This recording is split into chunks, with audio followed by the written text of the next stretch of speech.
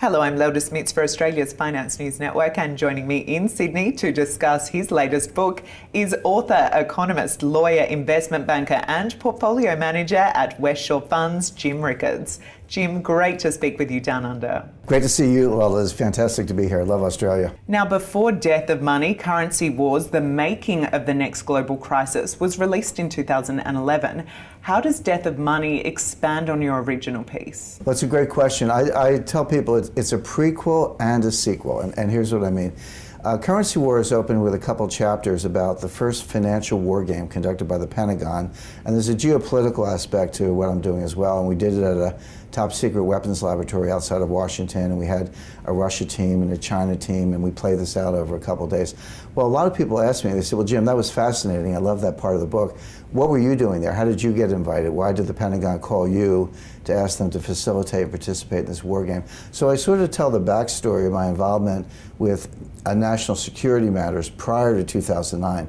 So that's the prequel. The sequel is to take the story of Currency Wars forward into what I expect to be the collapse of the international monetary system. So, Jim, what exactly do you mean when you say the collapse of the international monetary system? And when I say that, Lel, people say, well, that's sort of a provocative, scary statement, but I point out that the international monetary system actually has collapsed 3 times in the past 100 years. It collapsed in 1914, 1939, and again in 1971. So these things do happen every 30 or 40 years or so. You can see another one happening now. So I want to kind of warn people about that. And you're not helpless. There are things you can do in your portfolio today that will help you weather the storm. And we talk about how it's likely to fall apart, what's likely to come next, and how investors can survive it.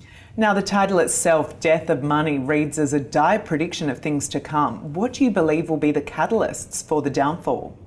It'll be a sort of simultaneous or instantaneous loss of confidence in paper money.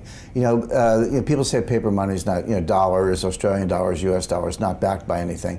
And that's true. It's only backed by one thing, which is confidence. And if confidence is abused, it's fragile, and if it's lost, then that's the end of the system. People don't want the money, they want hard assets. So, Jim, where are you seeing signs of less confidence now? Well, in one place is Saudi Arabia. The U.S. has sort of stabbed Saudi Arabia in the back by cozying up to Iran, saying Iran will now be the regional power. Saudi Arabia has been a big prop under the dollar. They say oil has to be priced in dollars. What if they change it to euros or yen? Putin has said he wants to turn his back on the dollar. The Chinese are buying gold. So you look around the world, you see all these threats to the US dollar. Jim, you write that the next financial collapse will resemble nothing in history. If we have nothing to compare it to, how do you envisage it will unfold? Well, the next collapse will be like nothing in history because it will be bigger than all the previous collapses. And this is actually, there's a scientific basis for this. When you increase the scale of the system, let's say you triple the size of the system, you don't triple the risk. You increase it by a factor of 10 or 100. This is not well understood. Policymakers don't think about it that way. They look at longs and shorts and look at the net risk. You're supposed to look at the gross risk and understand this exponential relationship. So because the system is bigger, the collapse will be exponentially bigger, and we won't have any experience with it. So when is this likely to unfold? What timeline have you put on the collapse? Well, it's the question I'm asked most frequently. People want to know. They almost say, hey, Jim, call me the day before. I'll sell my stocks and buy gold. But we won't know exactly when. But my comparison level, it's like an avalanche. You can see the snow building up. You know it's going to collapse. You don't know exactly when. My advice is don't ski there. Whether it's tomorrow or next year or 2 years from now, it's still dangerous. You need to prepare for that and keep away. But Jim, what's your personal feeling over when it could happen? 3 to 5 years feels like the right time frame. I think 10 years, I don't think we're going to make it 10 years. There's too much instability. These financial panics have happened too frequently.